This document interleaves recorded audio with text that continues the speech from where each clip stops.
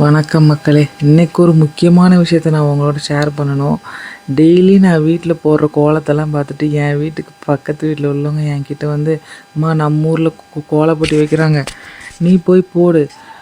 Fridge கொடுக்குறாங்க, washing machine கொடுக்குறாங்க, grinder கொடுக்குறாங்க, நீ தான் நல்ல கோலம் போடுறிய, உனக்கு தான் ப்ரைஸ் கிடைக்கும், நீ போய் போடுன்னு உசுப்பேற்றி விட்டாங்க. சரின்னு நானும் போனேன், கோலமும் போட்டேன். ஆனால் எனக்கு ப்ரைஸ் கிடைக்கல. எனக்கு ப்ரைஸ் கிடைக்கலங்கிறது கூட எனக்கு அவ்வளோ வருத்தம் இல்லை. ஒரு நல்ல கோலத்துக்கு ப்ரைஸ் கொடுத்துருந்தாங்கன்னா, ச்சே நம்மளத விட அவங்க கோலம் நல்லா இருக்குது, அதனால தான் அவங்களுக்கு கொடுத்துருக்காங்கங்கிற மன நிம்மதியோடு நான் வீட்டுக்கு வந்திருப்பேன்.